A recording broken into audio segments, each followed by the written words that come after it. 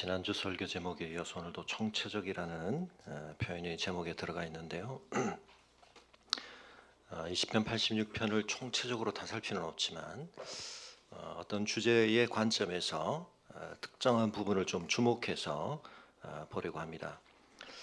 우리가 보고 있는 이 시편 86편은 시편 전체를 5권으로 나눈 분류상 3권에 속해 있는데 3권 중에서는 유일하게 표제에 다윗의 기도라 그렇게 붙여져 있습니다. 이미 이 권이 마칠 때 앞쪽에서 다윗의 기도는 끝났다 그랬는데 다윗의 시편은 끝났다 그랬는데 왜 다윗의 기도가 좀 생뚱맞게 나왔는가? 그래서 많은 신학자들은 이 시는 다윗이 직접 작성했다기보다는 다윗의 시들에 있는 어떤 내용을 좀 묶은 것이다. 그렇게 보기도 합니다.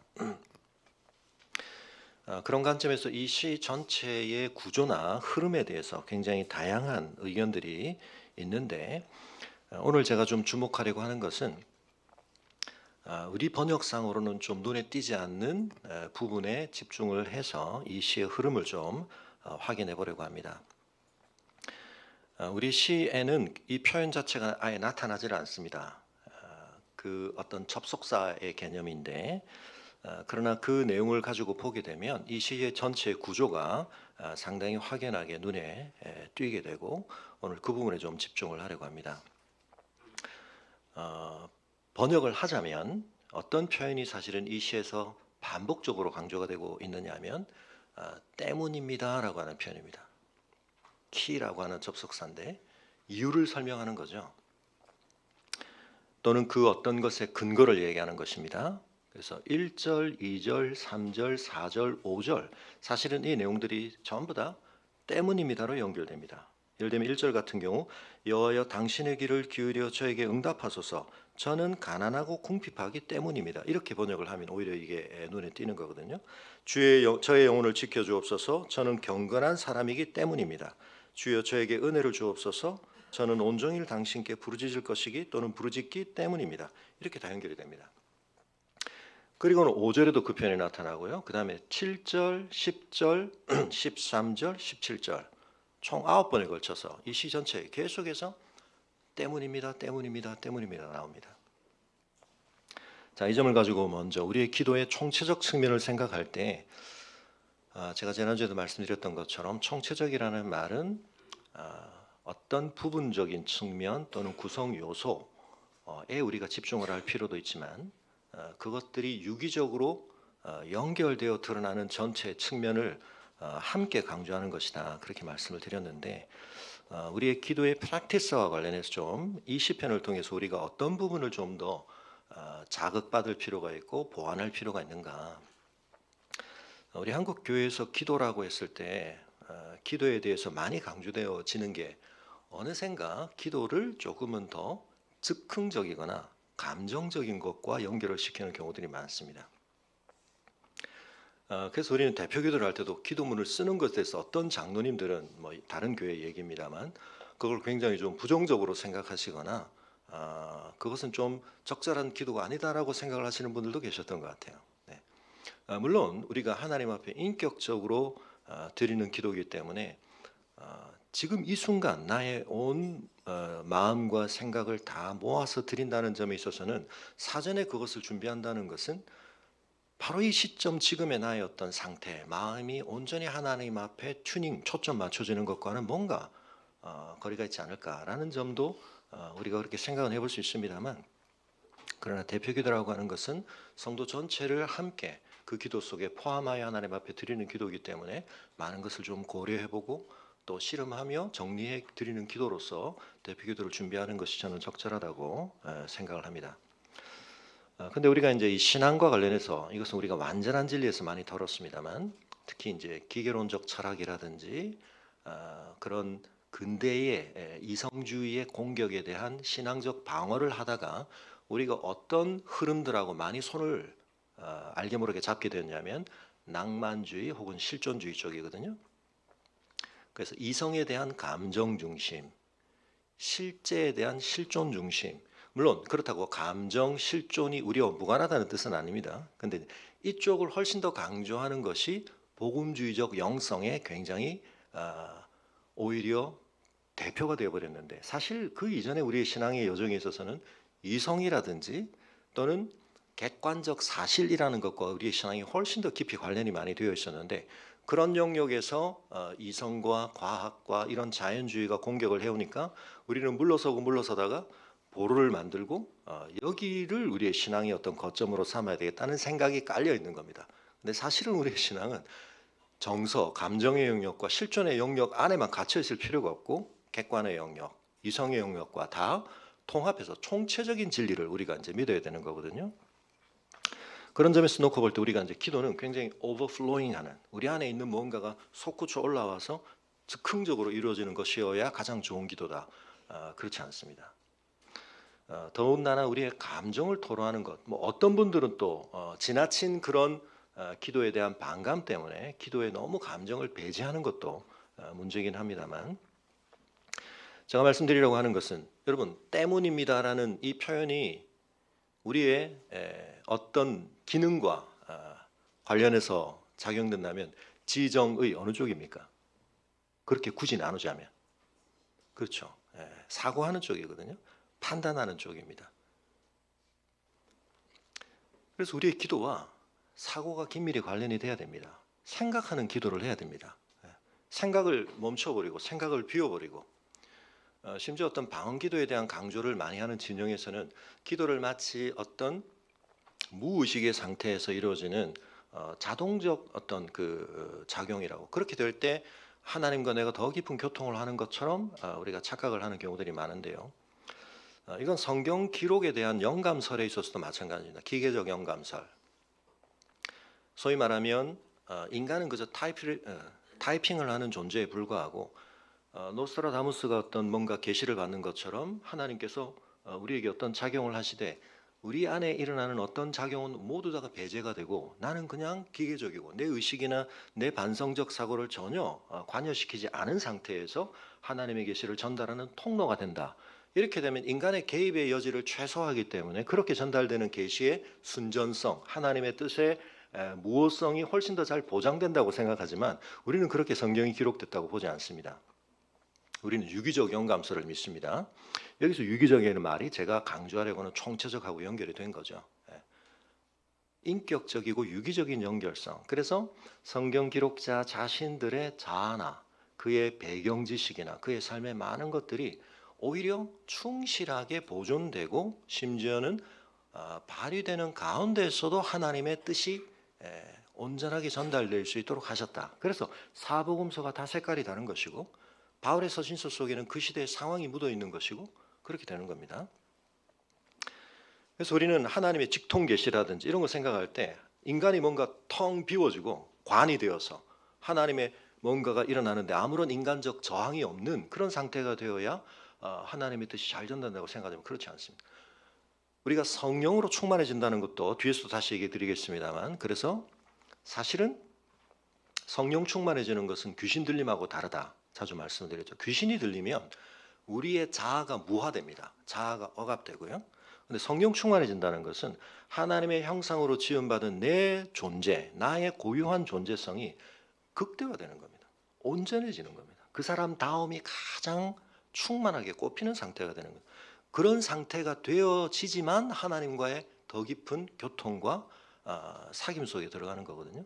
그러니까 기도를 한다는 건 나를 비우는 게 아닙니다. 물론 우리가 어떤 표현에서 나를 비운다라고 할 때 나의 고집이나 나의 잘못된 판단이나 이런 것들을 내려놓는다는 뜻이지만, 내 존재가 무화되는 게 아닙니다.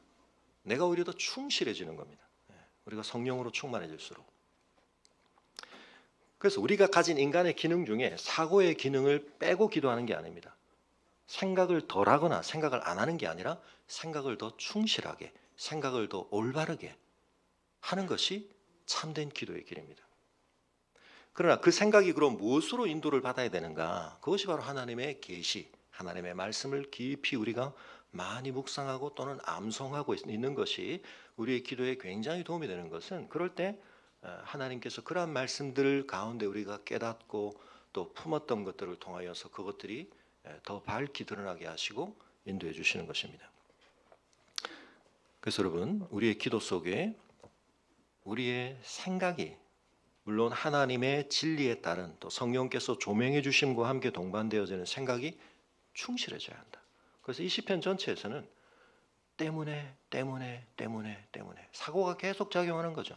이렇게 하는 것은 이런 이유고 이렇게 하는 것은 이런 근거 때문에 그렇게 흘러가는 것입니다. 자, 그런데 다시 한번 본문을 보시면 아까 제가 때문에라고 말씀드렸던 내용이 총 9번 등장한다고 그랬죠? 그럼 가운데가 어딜까요? 5번째겠죠? 5번째. 1, 2, 3, 4, 5절이 그렇습니다. 그 다음은 7절, 10절, 13절, 17절이라고 말씀드렸는데 1절에서 4절에 있는 내용을 보면 때문에의 원인이 어디로 귀속이 되냐면 전부 나입니다. 나의 어떠한 처지, 나의 어떠한 상태, 나의 어떠한 추구, 이게 전부 때문의 이유입니다. 자, 지난번에도 말씀드렸지만 여러분, 우리가 온전한 기도를 할 때 그래서 다시 한번 내가 지워지거나 내가 잊혀지고 기도하는 게 아닙니다. 내가 충실해지는 겁니다. 기도는 우리의 가장 깊은 내적인 영역과 우리의 가장 바깥을 향한 초월적인 영역이 맞닿는 경험이기 때문에 이건 우리에게 가장 놀라운 경험입니다. 기도를 하면 할수록 그러므로 인간이 어떤 철학이든 사상이든 어떤 다른 경험을 통해서 할 수 있는 자기 내적 성찰보다 가장 심오하고 깊은 자기 성찰을 하게 되는 시간이 기도입니다. 오히려 기독교 밖에서의 지금 많은 어떤 영성 추구는 이 점을 굉장히 중요하게 강조하고 밝혀내려고 하고 또 체험을 막 하려고 하고 있거든요. 다시 말하면 뭐 초월 명상이라든지 또 명상 요가라든지 이런 진영에서 막 하는 것들은 우리 스스로의 신체성에서부터 시작해서 우리의 마음에 대해서 우리가 의식을 한 번도 기울여 보지 않았던 나의 어떤 것들 심지어는 무의식에 이르기까지 그걸 굉장히 깊이 들여다보게 만들고 내가 직면하고 살지 못하는 나와 뭔가 괴리되어 있는 내 안에 엄연히 있지만 나와 한 번도 제대로 조우해보지 못한 나의 어떤 것을 내 안에 통합하려고 하는 그것과 접촉하려고 하는 그런 시도를 굉장히 많이 합니다. 근데 사실 그 속에는 굉장히 중요한 측면이 있는 거죠. 사실은 우리가 하나님 앞에 기도할 때 그런 일이 일어나야 하는 겁니다. 왜냐하면 여러분 나를 발견한다는 것은 제가 지난주에도 마틴 부부 얘기 드렸습니다만 그것에 의해서 되비춰지는 나가 있고 그것을 파악하고 소유하고 사용하고 통제하는 나. 이건 주 개개 구분, 근대 이후로 훨씬 더 강화된 나죠. 근데 우리가 훨씬 더 중요한 나 중에 지금 잃어버리고 있는 점점 쪼그라들고 있는 그 체험이 점점 얕아지고 있는 나는 뭐죠? 너를 만나는 나. 띵이 아니라 그것으로 환원시킬 수 없는 또 하나의 나와 동일한 인격적 주체인 너. 서로 맞서 있을 수밖에 없는 완전히 내가 장악하고 통제해서 그것으로 구겨 넣을 수 없는 그 너 앞에서만 발견되는 나가 있다. 그래서 여러분 우리가 일반적으로 관계라는 것이 굉장히 중요한 거리라고 말을 하는 겁니다. 그 관계의 양상과 그 관계의 국면에 따라 그러므로 드러나는 나도 다른 거죠. 너의 깊이나 너의 상태에 따라서. 그러니까 가족이 굉장히 중요한 겁니다. 배우자가 굉장히 중요한 거고요. 부모와 자녀의 관계가 굉장히 중요한 건요. 매우 특별한 너들이기 때문에 나를 전면적으로 비춰주는 너죠. 근데 여러분 그 마틴 부부가 나와 너에서 제일 마지막 3장 제목은 영원한 너입니다. 영원한 너. 영원한 너는 누구시죠? 하나님이시죠. 이게 이제 십계명에는 이계명의 중요한 내용을 랍비이기 때문에 반영을 하는 거죠. 하나님은 절대 자기를 어떻게 할 수 없다? 우상으로 만들어서는 안 된다. 이 세상 속에 존재하는 어떤 화려해 보이고 엄청나 보이는 것을 통해서라도 나를 형상화하면 안 된다. 그렇게 하는 순간 그건 너이신, 너 영원히 너이신 하나님을 그것화시키는 거거든요. 하나님 그걸 거부하시는 거예요. 우리가 하나님도 어떤 고정된 형태로 우리가 파악할 수 있고 우리가 통제할 수 있고 우리가 조작할 수 있는 어떤 형태로 만들고 싶은 그런 죄성. 윤리 의식이 투철하는 칸트는 그러므로 인간을 수단화하는 것은 윤리적으로 가장 이제 피할 일이라고 말했던 거죠. 그런데 여러분 하나님뿐만 아니라 우리가 사람과의 관계에서 사람을 제대로만 너로 대우해도 그 대우 속에서 나를 제대로 대우하게 되는 거거든요. 그런 너를 존중하는 건 그 너에 의해서만, 그 너의 거울에 의해서만 되비춰지는 나를 발견할 기회를 얻는 것이고 그 나를 만날 기회를 얻는 겁니다. 그런데 여러분, 마틴 부부가 하나님을 영원한 너라고 말했던 것처럼 하나님은 우리에게 있어서 결코 그것으로 구겨 넣어주실 수 없는 분이기 때문에 하나님을 만나는 기도를 하면 반드시 내가 아무리 다른 사람은 그것처럼 취급하며 살아도 하나님을 제대로 만나면 그 앞에서 뭘 만날 수밖에 없죠? 진정한 나를 만날 수밖에 없습니다. 그래서 기도를 참되게 하는 것은 진정한 나 체험을 하는 겁니다. 다른 어떤 거울 앞에서도 되비춰지지 않던 깊은 나, 충만한 나, 총체적인 나. 물론 그 총체적인 나 속에는 내가 꺼려하는 나도 있습니다. 마주하고 싶지 않은 나, 인정하고 싶지 않은 나, 죄인인 나, 부끄러운 나, 수치스러운 나. 그러나 하나님 앞에서는 우리가 그런 나를 감출 길이 없고 은폐할 수가 없기 때문에 그 불꽃 같으신 하나님 앞에서 나의 모든 것이 드러나기 때문에 우리가 다른 사람들 앞에서는 없어도 있는 척, 몰라도 아는 척, 약해도 강한 척 통할 수도 있습니다. 근데 그런 갑옷이, 그런 가면이 다 벗겨지는 것이 어딥니까? 하나님 앞입니다. 그래서 사실은 그 앞에서 가장 우리가 편안해져야 됩니다. 허위적이고 외식적이고 모든 껍질을 우리가 달고 갑옷을 달고 있던 우리의 그 모든 중무장을 해제당하는 경험을 하는 거기 때문에 오히려 그 시간에 내가 다른 데서는 느끼지 못했던 깊은 자유함과 해방감을 경험하게 되는 거거든요. 그냥 있는 그대로의 나가 드러날 수밖에 없기 때문에 드러내는 것이고 그 경험 속에서 항상 나는 진정한 나로서 되돌아오는 경험을 하는 것이 기도인 겁니다. 그래서 여러분 기도를 할 때 그런 점에 있어서는 굉장히 좀 집중성이 필요하고 몰입도 필요하고 그래서 예수님이 기도하신 환경, 장소, 시간, 상황을 주로 묘사하는 건 어떤 장소시죠? 한적한 곳, 새벽 미명에 또는 밤 깊은 시간에 사람들과의 그런 관계가 좀 단절된 곳. 그래서 우리가 기도를 할 때 눈을 감는 것도 그런 의미죠. 기도를 눈 감고 하지 않으면 기도가 안 되는 건 아닙니다. 다만 눈을 뜨고 있으면 우리가 너무 많은 자극이 우리에게 들어오기 때문에 우리가 그런 것들을 좀 차단하고 손을 모으는 것도 우리의 마음을 모으는 그런 뜻이기도 합니다만 하나님 앞에 집중하기 위한 건데요. 그러므로 우리 뇌 상태도 교감신경이 막 활성화되어 있는 상태로만 기도하시면 사실은 오히려 부교감신경이 더 항진되어 있는 상태, 우리가 오히려 이완되어 있는 상태, 뇌에서 좀 알파파가 나오는 상태, 이런 상태에서 기도를 해야 됩니다. 근데 한국 교회는 프랙티스 차원에서 자꾸 기도를 하면 막 긴장을 시키고 기도를 하면 막 교감신경이 활성화되는 모드를 자꾸 추구하게 만들고 그렇지 않은 반대 기도 경험을 좀 많이 하셔야 됩니다. 오히려. 근데 반대가 되면 잠이 자꾸 오거든요. 우리가 몸이 이완되면 잠이 옵니다. 긴장도가 높은 분은 수면 장애가 좀 있거든요. 그러니까 이완이 잘 안 돼서 그런데 이완이 되면 잠이 옵니다. 그러니까 사실은 기도를 할 때 잠이 온다. 심지어는 예배 시간에 좀 졸리는 분들은 한편은 제가 이해가 됩니다. 그러니까 이 시간이 굉장히 편하신 거예요. 그리고 안정감을 느끼시기 때문에 조시는 거기 때문에 저분이 늘 교감신경이 활성화되어 있고 긴장과 각성도 높은 상태에 계시다가 저분이 참 예배 시간을 편하게 생각하시는구나 이렇게 생각하셔야 됩니다. 근데 여러분 많은 분들이 제 새벽기도 동영상 이런 것을 굉장히 수면제 대체적으로 쓰신다는 걸 알고 있는데 목사님 톤의 변화가 없기 때문에 너무 좋습니다. 이러면서 틀어놓고 잡니다. 근데 얼마나 귀한 용도인지 모릅니다. 어떤 분들은 그런 분들이 다른 걸로는 다 아무것도 안 되는데 목사님 설교 틀어놓으면 잠이 옵니다. 이런 분들이 감사합니다. 근데 여러분 기도도 마찬가지입니다.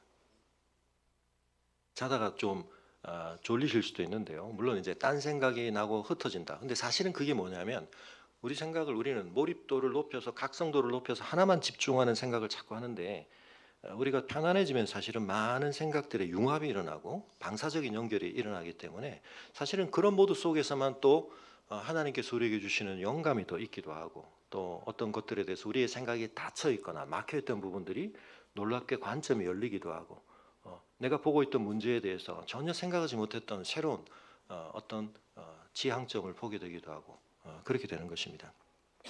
나는 가난하고 궁핍합니다. 근데 좀 교만해 보이지만 나는 경건합니다. 4절에 내 영혼은 주를 우러러봅니다. 뭐라고 했죠? 하나님에 대한 자기의 굉장한 지향성. 이건 이 상태에 대한 묘사이기도 하지만 사실은 우리가 지향해야 될 모습에 대한 제시라고 볼 수도 있습니다. 내 안에 이런 상태를 내가 얼마나 추구하고 있는가 돌아봐야 되는 거죠. 그리고 하나님을 향해서는 그런 간절한 추구. 2절과 4절은 경건, 영혼이 우러러봄이고요.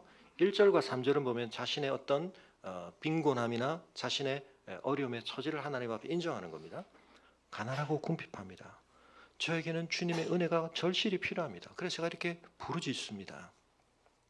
저는 주님을 의지합니다. 우리가 다른 사람들과의 관계에서는 이런 자기 인정을 하는 것이 그다지 유익하지 않을 수도 있습니다.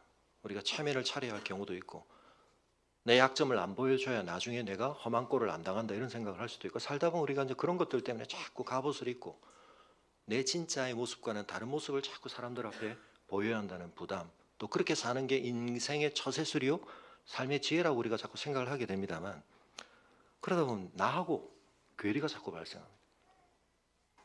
여러분 우리가 하나님 앞에 가면 내가 충실해집니다. 그래서 여러분 귀신 들림이 심해지면 자아가 사라지고 그 사람 다음에 향기가 없어지지만 하나님 앞에 진정으로 대화의 기도를 하는 사람 기도라는 형식은 같지만 모놀로그를 하거나 독백이나 방백을 하는 사람 독백, 모놀로그 하는 거 자기 하고 싶은 얘기만 하는 거죠. 청구서만 막 나열하고 이제 일어서는 겁니다. 하나님 뭐라고 하시는지 상관도 없이 방백은 뭐죠? 관중들 들으라고 바리새인들이 하는 거죠. 나 이렇게 경건하게 기도해. 하나님하고는 아무 상관없습니다. 하나님께 초점 맞추고 그 하나님을 만나게 되면 기도의 세월이 길어질수록 그 사람이 충실해지는 향기가 나타나요. 사람이 충실해진다. 사람이 어딘가가 좀 이상해지고 비워지고 이런 게 아닙니다. 사람이 정신이 좀 이상한 것 같아 그런 게 아니라 어떤 정신의학과 세계에서 가장 유명한 정신의학자와 상담자를 만나서도 경험할 수 없는 우리가 그런 훈련된 사람들을 만나서 대화를 하는 것에 상담비를 지불하는 이유는 뭐냐면 그 사람들은 자기 문제를 우리에게 투사하지 않고 전가시키지 않고 우리를 되받아 주거든요. 우리를 비춰주거든요. 그래서 그런 사람들은 또 다른 슈퍼바이저들에게 자기들이 상담을 하게 되어 있습니다. 많은 상담을 하다 보면 자기가 자꾸 거기에 투사가 되기 때문에 근데 여러분 하나님은 그런 점에 있어서 완전하게 우리를 담아주시는 분, 완전하게 우리를 되비춰 주시는 분. 부모에게 제가 두 가지 기능이 있다고 늘 말씀드리지만 창문 경험과 거울 경험 둘 다 필요하죠. 세상이 어떤지를 보여주고 또 그 세상을 향해 나아갈 수 있는 준비를 시켜주고 그러나 또 하나 중요한 건 거울이 되어서 그 존재를 되비춰주고 반영해주고 충실하게 그 안에 담아줘야 되는데 하나님은 그 두 가지 기능에 있어서 완벽하십니다. 그래서 하나님과 기도를 깊이 하면 세상에 대해서 무관심해지는 게 아니라 그 하나님의 통치 영역이자 그 하나님의 관심 대상이 세상에 대해서도 진정한 관심을 가지게 되지만 그러나 또한 그 하나님이 나에게 쏟아주시는 나에게 되받아 주시고 나에게 되비춰 주시는 그 상호작용 속에서 건강한 내가 충실해지는 겁니다. 자, 그런데 이 나로서의 기도가 깊어질 때 여러분 5절이 어떻게 보면 이 때문에라는 그 반복 구절만으로 보면 교차대꾸적인 중심축이거든요. 물론 나의 주 아도나이라고 하는 표현에 또 반복 7번 반복으로 보면 대칭축을 다르게 찾을 수도 있고 합니다만 그런 관점의 대칭축이 5절인데 다섯 번째니까 5절을 보십시오. 뭐라고 되어 있습니까? 여기서 갑자기 때문에가 이제 뭐로 바뀌냐면 내가 이런 처지에 있고 내가 이런 추구를 하고 있고 내가 이런 어떤 면모를 갖추고 있기 때문에라고 하나님 앞에 기도를 하다가 5절에서 갑자기 하나님이 어떤 분이신가에 대한 묘사가 팍 터져 나옵니다. 하나님은 선하시고 사죄하기를 즐거워하시고 부르짖는 자에게 인자하심이 후하십니다. 이 뒤로부터는 전부 말씀 7절, 10절, 13절, 17절에 나오는 때문에는 전부 뭐로 바뀔까요?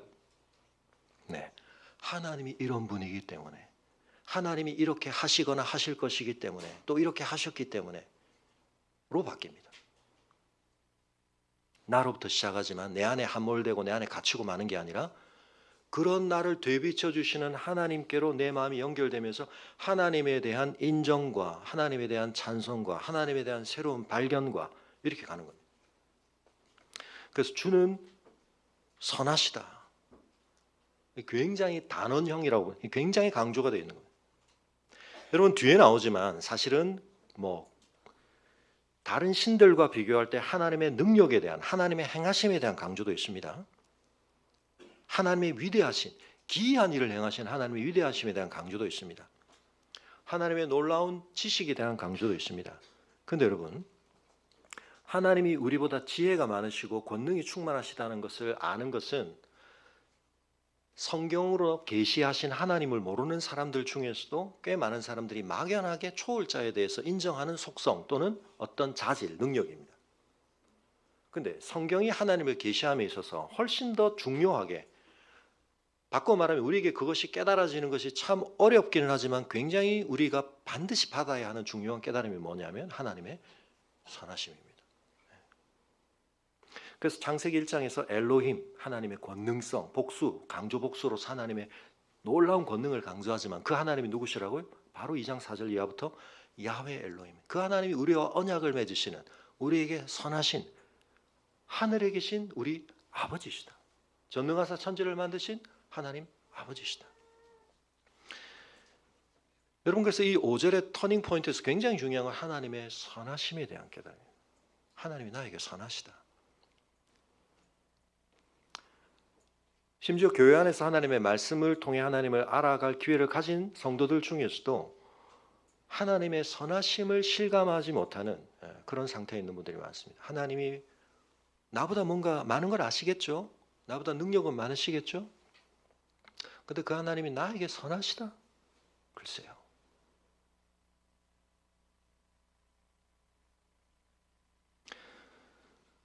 여러분 우리가 하나님의 총체적인 면모를 알아가야 되는 거거든요. 여러분 그 하나님의 총체적인 면모를 알아갈 때 지난주에 말씀드렸던 것처럼 그 하나님을 올바로 만난 사람들의 향기와 모습 속에는 총체성만 봐도 우리가 굉장히 매력을 느끼는데 예수님의 매력은 말할 수도 없죠. 여러분 예수님은 어마어마하게 매력적인 분입니다. 그래서 그 시대에 많은 사람들이 다른 적이 때문에 예수님을 거부하고 거역하고 예수님을 십자가에 못 박자고 한 사람들도 있었지만 많은 사람들에게 소외당하고 많은 사람들에게 외면당했던 많은 사람들 중에는 그분이 엄청난 권위와 엄청난 무언가를 가지고 계시다는 걸 알았지만 그것 때문에 그분을 멀리하고 싶은 마음이 아니라 그분께 다가가고 싶은 마음. 삭개가 그랬고 막달라 마리아가 그랬고. 그래서 여러분 우리 안에 그런 매력이 나타나야 됩니다. 나 저 사람 만나고 싶어. 나 저 사람하고 앉아서 좀 차 한잔 마시면 얘기하고 싶어. 여러분 이게 총체적으로 굉장히 중요합니다. 근데 여러분 하나님께 우리가 그걸 느껴야 됩니다. 그래야 기도가 하고 싶어지죠. 하나님 만나는 시간이 왜 좋으냐면 그분이 너무 깊고 풍부하고 온전하시기 때문입니다. 여러분 총체적이라는 말을 오해하시면 안 되는데 총체적이라는 말을 통합성의 측면에서 극단화시키면 단일성으로 가죠. 획일성으로 갑니다. 그죠? 총체성의 다양성 측면을 극단으로 가면 이게 이제 무질서라든지 혼란으로 갈 수 있습니다. 근데 삼위 하나님 안에는 이게 놀랍게 융합되어 있는 거거든요. 우리는 양쪽 극단은 굉장히 선명하게 아는데 이 둘이 같이 있을 수 있다는 사실이 우리에게는 그렇게 잘 실감이 안 납니다. 근데 하나님은 그 모든 걸 다 가지고 계십니다. 지난주에 우리가 봤죠. 정의와 평화가 입맞춤, 손을 잡고 샬롬을 이루는 십자가에서 하나님의 공의와 하나님의 그 놀라운 사랑이 완벽하게 하나의 지점에 다 녹아 있는데 우리는 거기서 완전히 적의 선도 보지만 완전한 자의 선도 봅니다.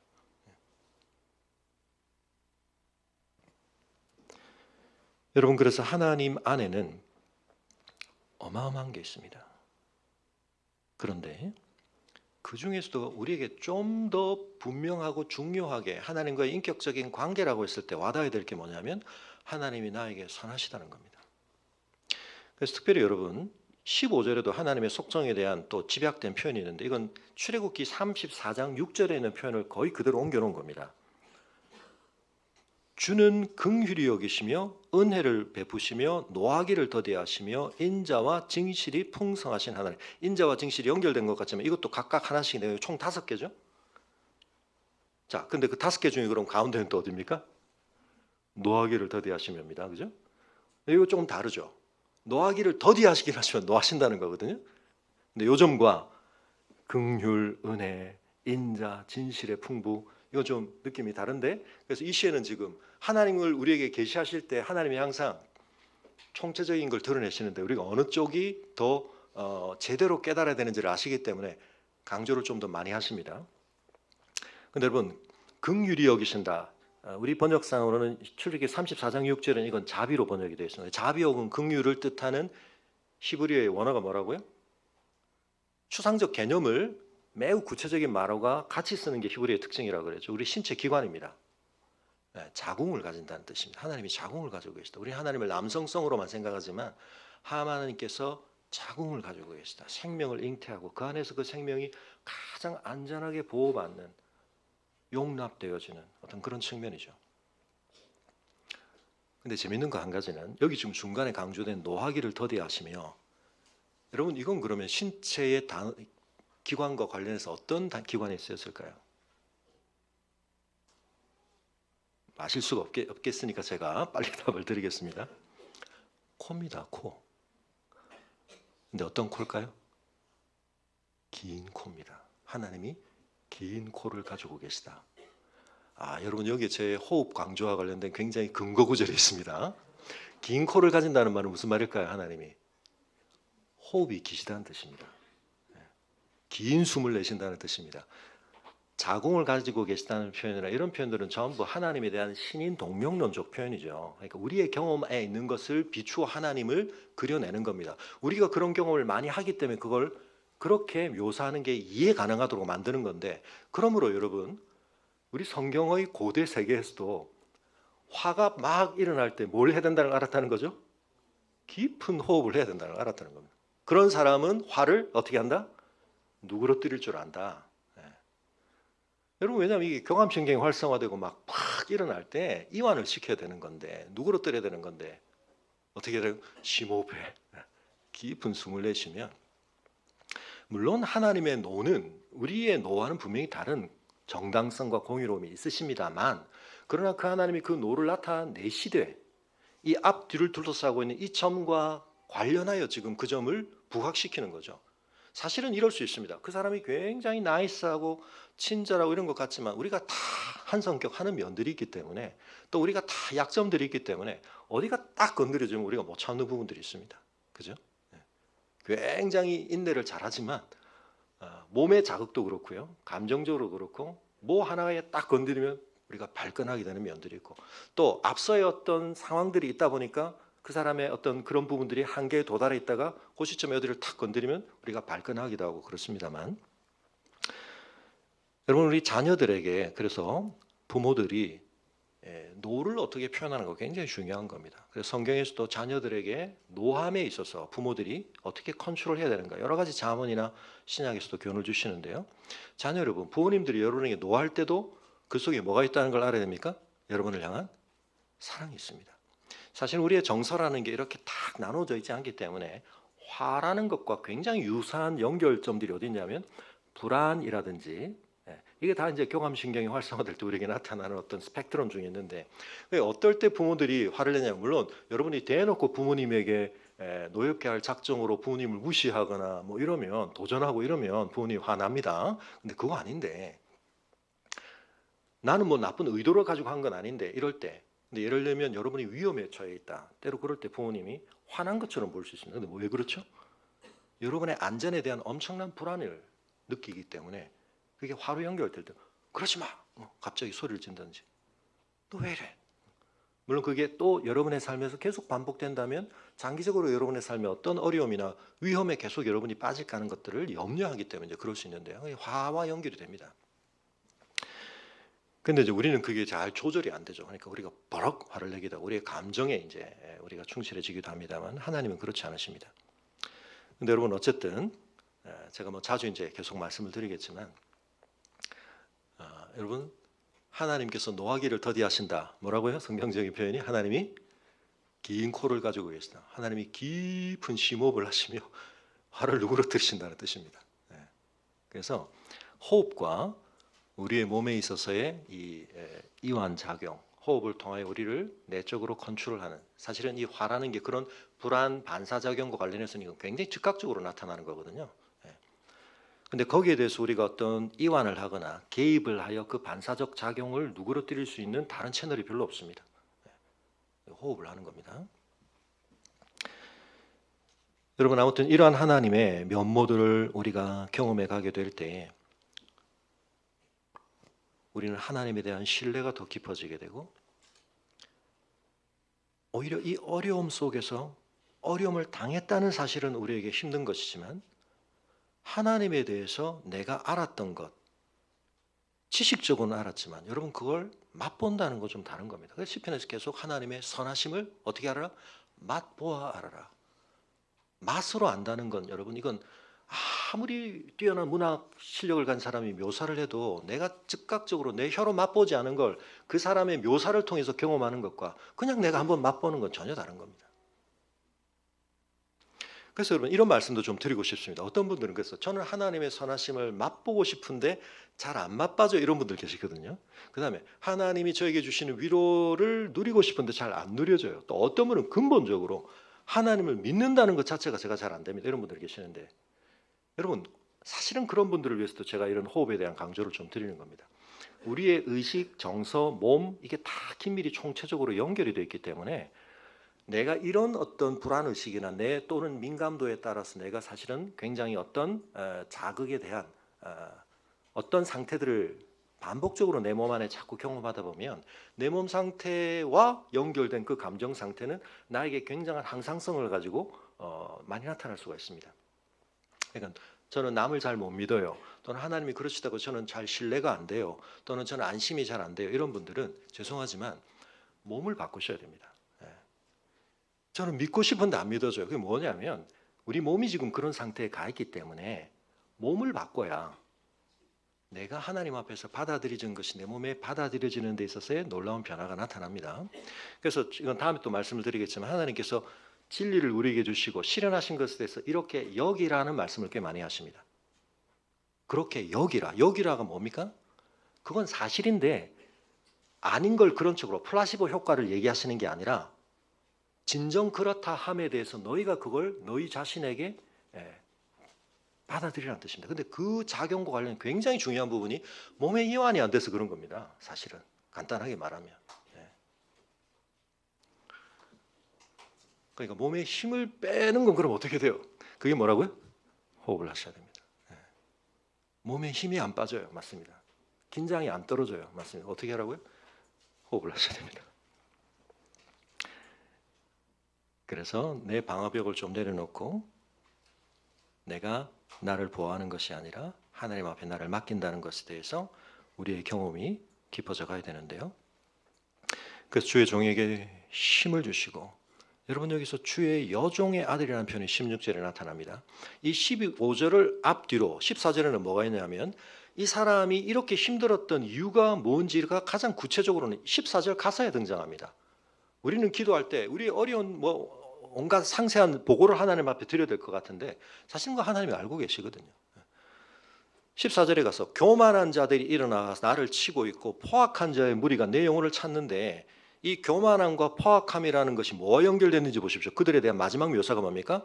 자기 앞에 주를 두지 않음입니다. 하나님을 의식하지 않기 때문에 마음껏 교만해질 수 있고 마음껏 포악해질 수 있는 겁니다. 바꾸어 말하면 우리는 이런 환경에 둘러싸여 있지만 또 이런 대적들에 의한 공격이 내 앞에 직면해 있지만, 그러니까 나를 치고 있잖아요, 가까이서. 그렇지만 그것보다 더 가까이서 나는 뭘 경험합니까? 기도할 때는 하나님을 더 깊이, 하나님을 더 가까이, 하나님을 내 삶에 더 실제로 내 앞에 두는 겁니다. 그들은 자기 앞에 하나님을 안 두기 때문에 거침없이 그렇게 합니다. 그러나 그 작용 속에서 나는 되받아치고 싶고 맞짱을 뜨고 싶고 반격을 하고 싶고 그들의 방식과 논리대로 같이 뒹굴고 싶지만 그걸 참고 오히려 그것이 계기가 되어 하나님 앞에 나를 집중하고 하나님 앞에 나를 두고, 그러니까 내가 이전에 몰랐던 하나님을 만나게 되고 하나님이 내 삶에 주시는 더 깊은 안정감 속에서 그 상황이 꿈쩍하지 않고 변동이 없는데도 불구하고 우리는 놀라운 회복을 경험하고 일어서게 되는 겁니다. 그래서 여러분 앞서 말씀드린 건 나의 주 아도나이라는 표현이 이 시편에 또 굉장히 반복으로 흐르는데 그건 우리가 지금 접어두고 그 표현이 의미하는 바는 나를 하나님의 누구라고 보는 겁니까? 하나님의 종이라고 보는 겁니다. 그래서 2절에서도 주의 종 그랬거든요. 근데 16절에 가면 뭐라고 말하냐면 주의 여종의 아들이라고 말합니다. 생각해보면 그것도 종입니다. 근데 왜 주의 여종의 아들이라고 말했을까요? 종이라고 말하면 그 사람이 포로로 잡혀왔거나 그 사람이 팔려서 당대에 왔을 수도 있지만 여종의 아들이면 어떻게 되는 거죠? 이미 엄마 때부터 종이었던 거거든요. 종으로서의 신분의 기간도 길지만 그 속에서 더 깊은 자의식, 심지어는 나는 날 때부터 종이었던 겁니다. 그러나 여기에는 그 주인의 보호 아래에서 자기는 이미 종으로서 태어났다는 고백까지, 그러니까 종으로서의 깊이가 더 깊어진 거죠. 그러나 여러분, 우리가 누구의 종이냐에 따라 죄의 종이냐, 사단의 종이냐, 아니면 우리가 왕의 종이냐, 아버지의, 이 영광스러운 아버지의 아들로서의 자리냐에 따라서 이건 굉장히 다른 겁니다.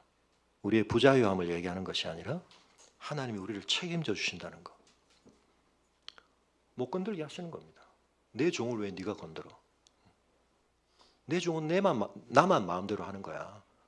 로마서에서, 고린도전서에서 바울이 그걸 적용하죠.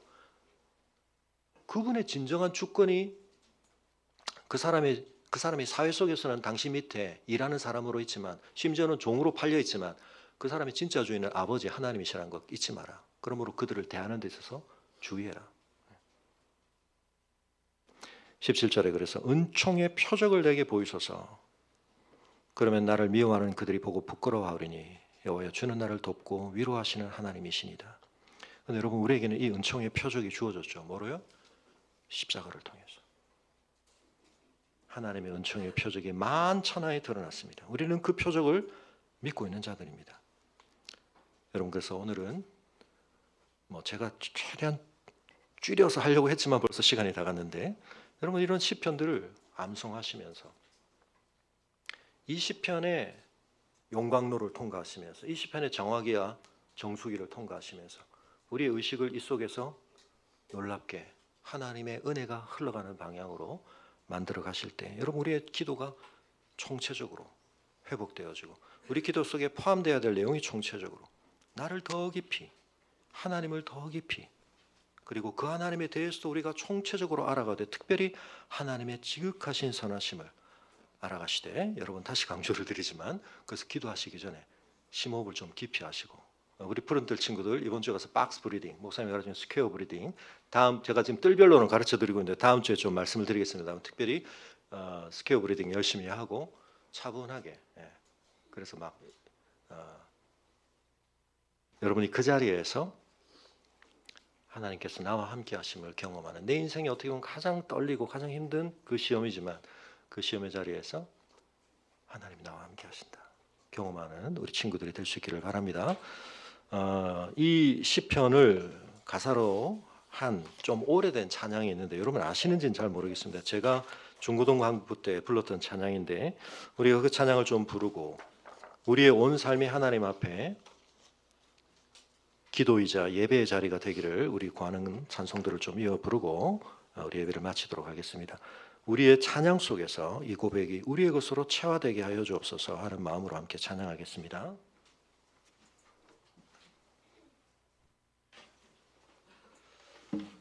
오늘 이 시편의 11절 이 고백이 이 찬양의 중심 첫 내용인데요. 주님의 도를, 주님의 진리를 그러므로 나에게 가르쳐 주십시오. 내가 주의 진리대로 행하겠습니다. 일심으로 나뉘어지지 않은 마음으로. 야고보서에 따르면 하나님께 기도받기에 합당하지 못한 마음이 있습니다. 둘로 나뉘어진 마음, 한 마음으로 모아야 됩니다. 전심으로, 일심으로. 하나님께서 우리를 향해 그 전심을 향하시기 때문에 우리가 그렇게 기도할 수 있고 또 기도해야 하는 것입니다. 우리 함께 찬양하겠습니다.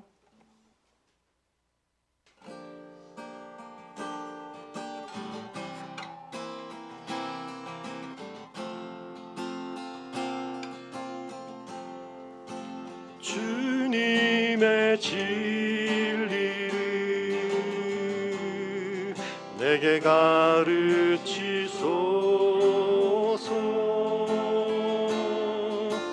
주님의 진리 내가 행하오리. 주님의 진리를 내게 가르치소서.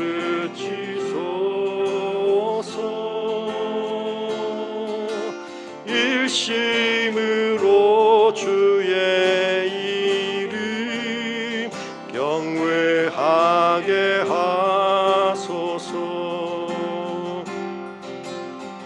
나의 주 하나님이여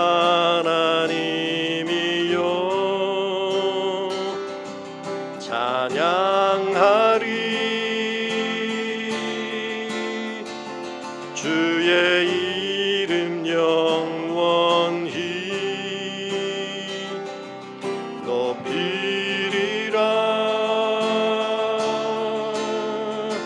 주 내게 향한 사랑 크셔서 나의 영혼 구원하셨으니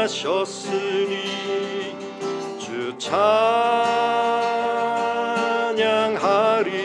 내 온 마음으로. 다시 한번 찬양합니다. 주님의 진리를 내게 가르치소서.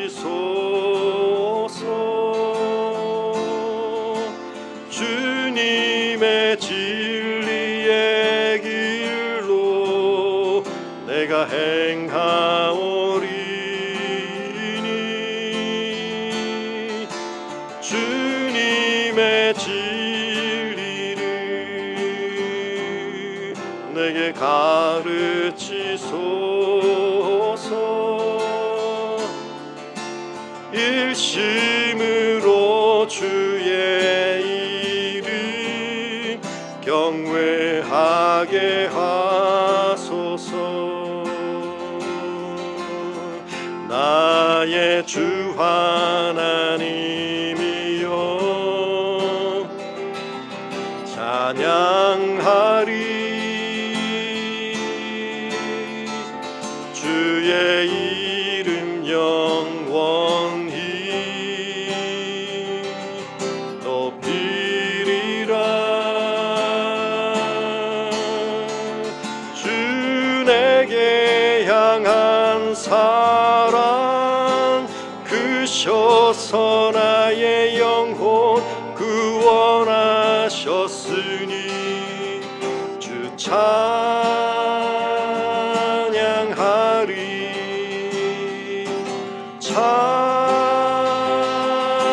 찬양하리.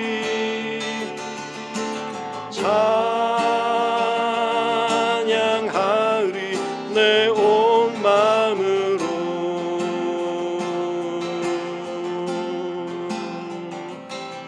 주님과 함께하는 이 고요한 시간 주님의 보좌 앞에 내 마음을 쏟네. 모든 것 아시는 주님께 감출 것 없네. 내 맘과 정성 다해 주 바라나이. 나 염려하잖아도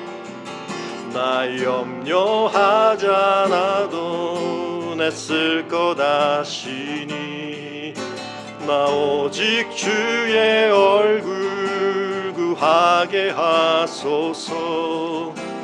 이해할 수 없을 때라도 감사하며 날마다 순종하며 주 따르오리다. 온 마음 다해 사랑합니다. 온 마음 다해 주 알기 원하네. 내 모든 삶 당신 것이니 주만 섬기리. 온 마음 다해 온 마음 다해 주 사랑하라. 생명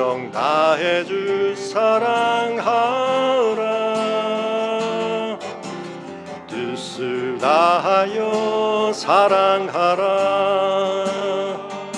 온 마음 다해 생명 다해 주 사랑해. 온 마음 다해 온 마음 다해 주 사랑하라.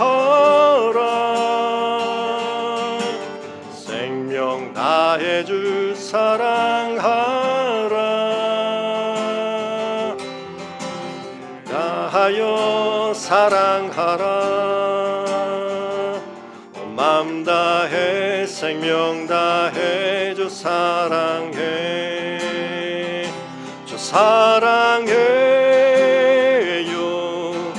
존귀하신 주님 주 사랑해요. 큰일 행하셨네. 주 사랑해요. 더욱 사랑해. 온 마음 다해 생명 다해 주 사랑해. 나는 하나님을 예배하는 예배자입니다.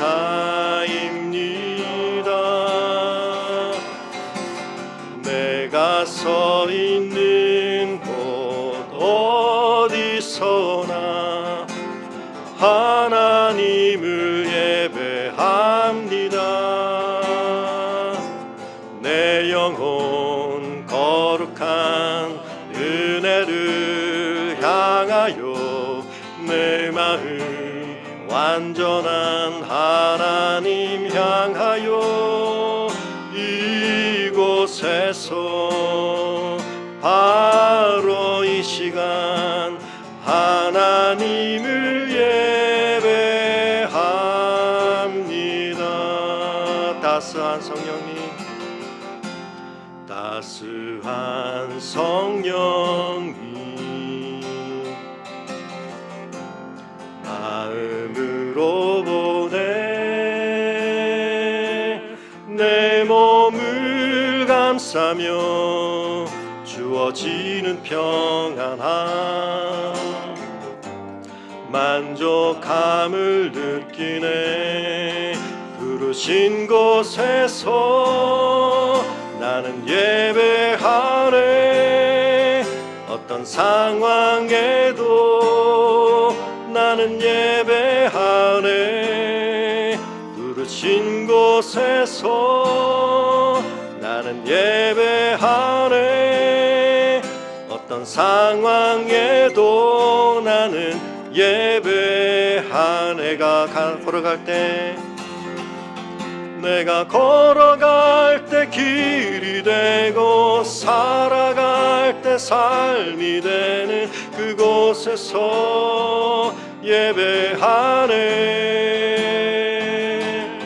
내가 걸어갈 때 길이 되고 살아갈 때 삶이 되는 그곳에서 예배하네. 부르신 곳에서 나는 예배하네. 어떤 상황에도 나는 예배하네. 부르신 곳에서 나는 예배하네. 어떤 상황에도 나는 예배하네. 자, 함께 기도할 때 우리를 둘러싼 상황 속에서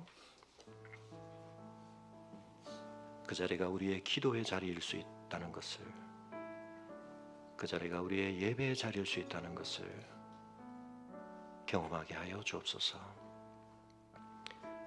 우리를 압도하고 우리로서는 어찌할 수 없는 그 문제와 상황의 크기와 힘보다 그 기도 속에서 그 예배를 통해 우리가 다시 만나야 할 하나님이 더 크시고 더 위대하심을 보게 하여 주옵소서. 오늘 이 자리가 그 기도에 무릎을 꿇는 자리 되게 하시고 그 예배로 주 앞에 나아가는 자들에게 주께서 맛보게 하시는 선하심 누리는 시간 되게 하여 주옵소서. 우리 함께 기도하겠습니다.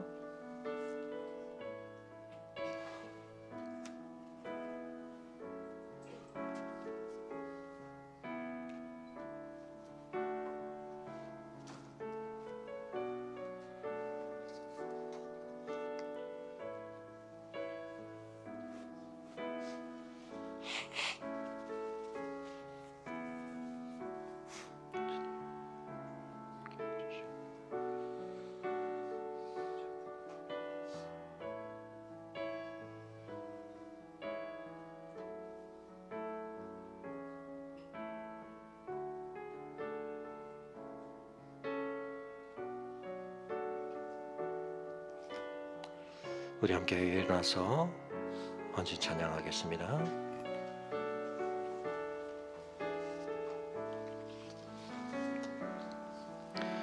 주님 큰 영광 받으소서. 홀로 찬양 받으소서. 모든 이름 위에 뛰어난 그 이름, 온 땅과 하늘이 다 찬양해. 겸손하게 우리 무릎 꿇고 주 이름 앞에 영광 돌리세. 모두 절하세. 독생자 예수 주님께 찬양 드리리.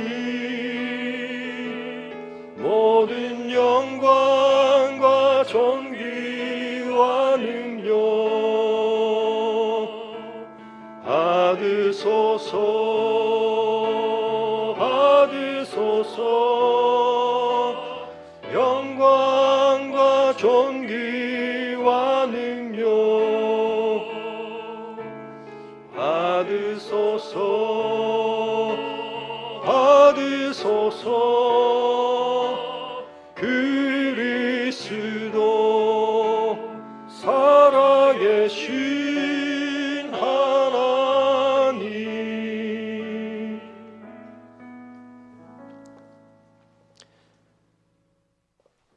하나님을 모르고 무시하고 그 앞에 하나님을 두지 않기에 한없이 교만하고 포악해질 수 있는 우리의 대적들과 우리의 삶의 상황들 앞에서도 주님, 저희가 그들을 무찌르고 그 상황을 벗어나는 것이 우리의 삶의 궁극적 승리가 아니라 기도함 가운데 더 깊은 나를 하나님 앞에 드러내어 만나며 이전에 알았던 것보다 더 크고 능하시고 무엇보다 저희를 향해 선하신 하나님을 배우는 것이 우리의 삶의 참 승리인 것을 깨닫기를 원합니다. 우리 성도들이 직면하고 있는 참으로 기가 막힌 상황들과 어려운 형편들 속에서도 저희의 마음 눈을 밝혀주시고 주의 도와 주의 진리를 우리에게 가르쳐 주셔서 우리의 마음이 흩어지지 않게 하시고 일심으로 주 앞에 모아져서 하나님 앞에 기도함으로 나아갈 때, 예배함으로 나아갈 때 주님, 그곳이 우리의 베델이 되게 하시고 그곳이 우리의 모리아산이 되게 하시고 그곳이 우리의 갈보리가 되게 하사 주님의 승리, 주님의 보호하심, 주 앞에 우리의 진정한 회복 누리는 자리 되게 하여 주시기를 간구합니다. 이번 주 목요일에 우리 사랑하는 자녀들이 수능시험장 자리에 앉을 때 그곳에서 주님의 임재를 경험하게 하시고 주님 앞에 내 삶이 있으므로 주 안에서 누리는 안정과 안식을 주님 그곳에서조차 누리는 체험하게 하여 주시며 수능장에 가 있지 않더라도 우리의 자녀들 삶의 자리 어느 곳에 있든지 그곳에 항상 함께 하시는 주님을 바라보는 믿음 안에 온전히 서가는 자녀들 되게 하시며 그런 자녀들의 부모가 되기에 부족함이 없도록 저희가 그들 앞에 기도하는 자로 총체적인 기도를 더욱 배워가며 익혀가며 그 기도의 향기와 열매 드러내는 저희들 되게 하여 주시기를 간구하며 이제는 우리 주 예수 그리스도의 은혜와 우리 아버지 하나님의 그 크신 사랑과 성령의 감화감동 교통하심이 주 앞에 온 삶으로 기도하며 온 마음 다해 예배하기를 원하는 주의 성도들의 걸음 위에 지금부터 영원토록 함께 하시기를 간절히 축원하옵나이다. 아멘.